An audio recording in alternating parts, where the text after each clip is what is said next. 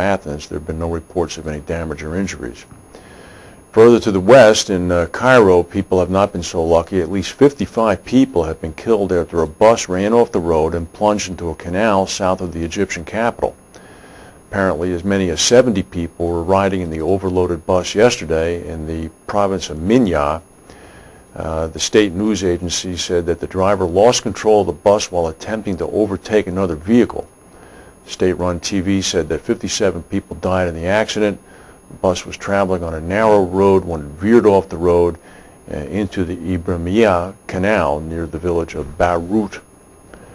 And in France, there was a very heavy snowstorm. I have it listed here as 5 feet. It was not quite that much. It was 60 centimeters, which apparently is 2 feet. Heavy snowfall and rainstorms across southern France cut power lines and trapped people in cars and trains yesterday, leaving about 100,000 households without electricity. 2,000 people were stuck on trains running along the Mediterranean coast that came to a complete standstill when rainstorms on the southern side of the Alps brought down power lines. 24 inches of snow fell in the hilly regions over 24 hours. 12 French départements have been put on avalanche alerts. Heavy winds brought a ski lift at Sept-Lô to a standstill. It also canceled the World Cup slalom competition at Val d'Isère.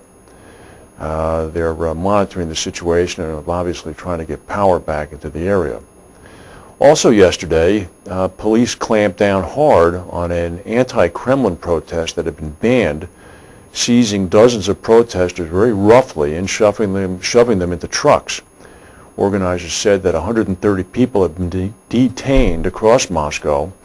The opposition movement, headed by the Kremlin critic and former chess champion Garry Kasparov, said that the co-leader of the opposition was one of those arrested. The name of the group is called the Other Russia Movement. It's organized to draw attention to the economic troubles in Russia and to protest Kremlin plans to extend the presidential term from 4 years to 6 years.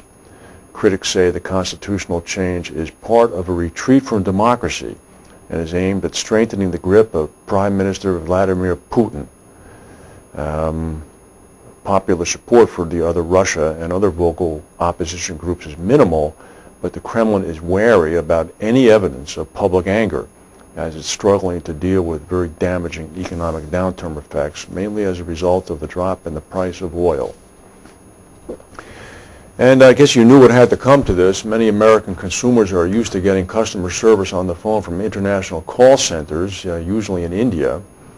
But now some companies are offering domestic call centers for a price. Telephone inquiries for computer giant Dell computers are typically fielded in India, but if you want to pay $12.95 a month, Dell will guarantee that you can speak to someone in North America. Dell is not the only company moving away from outsourcing. The cell phone company Jitterbug boasts right in its ads that its operators are in the United States. According to Jitterbug CEO David Inns, we really believe that our customer satisfaction saves us more money in the long term than offshoring. The move from overseas back to the U.S. is not just about ending years of customer complaints about not being able to reach an operator in the United States. Also, over the last few years, wages have been rising in India at a pretty rapid rate. Of course, Congress is trying to get into the act.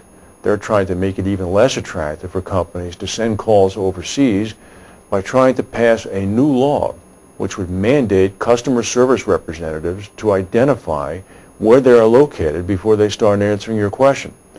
According to Congressman Jason Altmaier of Pennsylvania, I think that with what's happening in the economy right now, we want to give companies every incentive for businesses to hire people in America to do these jobs. One woman agreed with the idea. She said, as a consumer in the U.S., we ought to be able to be guaranteed getting help from someone in the U.S. Now, that's not globalization. That's not good. But it definitely is very interesting when you speak to one of those people in one of those overseas call centers and ask where they are. They'll tell you that they're not allowed to give that information out. So that's very interesting.